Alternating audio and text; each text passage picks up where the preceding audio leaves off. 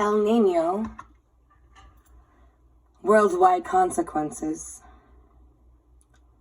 So disrupted and severely damaged are the layers that compose our atmosphere, that at this time, which way the tides will turn is still an unpredictable reality. Employing the scope of science as we have known it, here lies a major factor as to why direct intervention from our brothers beyond the sun has come about. For the sake of the planet, rather than the politics of the situations, which is one of the reasons why they have remained anonymous. My sources have informed me that our world leaders have been given a time allotment in which to rectify the situation regarding Earth's environment. By the time this writing is published, that time allotment will be even shorter, if not over. Those who call themselves the Watchers know that to achieve this with the technology mankind presently has is possible. If a considerable change is not realized by the end of the allotted time period, there will be an intervention from those who come from the stars, as well as those who come from inner Earth. Those within the inner Earth have also been warned, both the Terran races and the extraterrestrials who dwell there. Yes, there is indeed a inner Earth. It is an ancient place that is known to those from beyond the sun as Agartha. It is a place where those who are often referred to as the Old Ones retreated to during the last Holocaust and have chosen to remain unto this time. You see, they are not of the violent nature of those who inhabit the surface world. They have evolved far beyond the wearing beings that dwell upon the surface of this planet. They are the advanced races. Their abilities in the realms of higher consciousness are approximately 3,000 years advanced from those of the surface dwellers. They are directly involved with our brothers from beyond the sun in the process that has become known as the quickening. It is a last-ditch effort to accelerate the evolution of your species, to develop mankind beyond the instincts of wearing and the emotions of self-destruction before the great change is upon us. This shifting has happened before upon this planet, only not to this extent.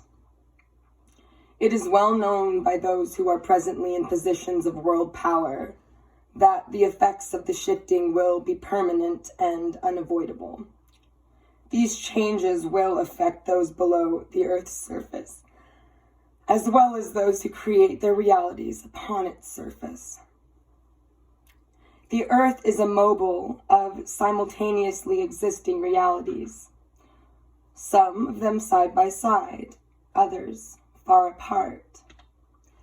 Mankind is the furthest removed from any form of connection to the Earth grid than any other species upon this plane, and there are many kinds of mankind.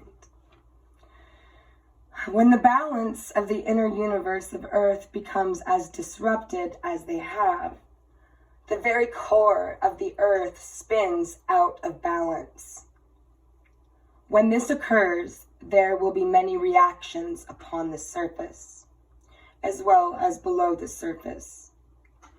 There now exists an imbalance at the very core of the Earth. As a living biosphere, spaceship Earth is in trouble. Hello, Houston. We have a serious problem. Let us speak of this El Niño, which is directly connected to the phenomenon of global warming. For years now, scientists employed by the government have all but denied the development of global warming, minimizing any potential for hazard. You have taken them at their word up to this point. Now, however, they have reversed their public position, and they are telling you that indeed global warming is truly a reality. Backwards. Ask yourself, is it your scientists who have changed their positions and declared truths? Or undeclared truths? Or is it your spiritual messengers that shift with the conveyance of these times? At first, this El Niño appeared to be a splotch of unusually warm tropical air that was lodged in the midst of the Pacific Ocean. The size of this splotch, however, has continued to grow at a phenomenal rate. Scientists, with understandable concern, are tracking its progress. This reflects that El Niño, that unpredictable spirit of the atmosphere, and its dance with the ocean is indeed gathering strength. Based on its present unexpected rate of growth, there are no predictable limitations to its final state of maturity. This El Niño, it would seem, is preparing to unleash its ire upon our planet, targeting the Americas most specifically with meteorological havoc and mayhem, the full extent of which the consequences thereof can only be guessed at this present moment. This El Niño apparently is to be experienced rather than patterned. The tropical storms in the Pacific at this time are of unusual size and power. And remember, this is written in 97. Further, they are occurring outside of what we have come to call normal weather patterns, because it isn't. It's man-made. Defying any existing methodology. Hurricanes in Phoenix. Traditionally, El Niños appear every 5 to 7 years. Lately, El Niños seem to be forming every 16 to 18 months. Another physical sign of the quickening. Further testament to the extent of which we have placed things out of balance upon our planet.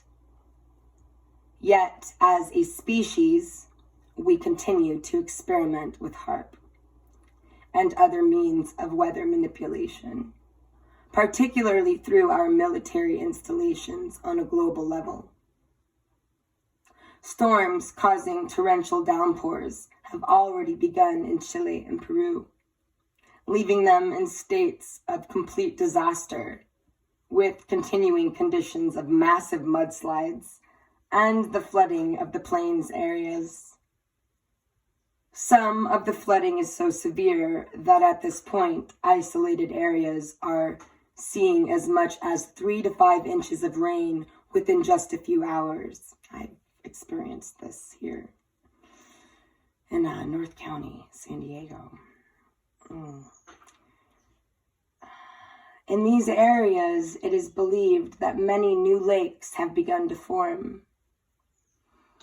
It's cleansing. El Niño shows us its reverse side in the drought conditions occurring in Australia and Indonesia. The earth needs us now. Eastern Brazil is experiencing a torturous drought which threatens to devastate the economy. The entire Pacific Rim is feeling the effects of this El Niño. This translates to the fact that the entire weather machine of planet Earth is now under the direction of this El Niño, as it nears a size of greater than 7,000 square miles, or more than a quarter of the Earth's circumference. Temperatures upon the ocean's surfaces are rising so rapidly that they have already surpassed the conditions recorded in 1982, when that El Niño left thousands dead, hundreds of thousands homeless, and greater than 13 billion in economic disasters worldwide. Scientists at Columbia University in New York recorded that at the time, this was the biggest El Niño in history. Already in Mexico, Hurricane Pauline has left well over 1,000 dead, with countless thousands of people homeless. This means that people who were already living under poor conditions are in an even worse situation, if that is possible, and it is. Gotta redefine it. How do the homeless become more homeless? We have already, as of November 1997, seen well over 2,000 people lose their lives, and tens of thousands become homeless due to the onslaught of this El Niño. Keep in mind that it has still not reached its predicted peak. What will happen when the next El Niño comes on the tail of this one in 98? And here we are in 2020. Those who are called, please come.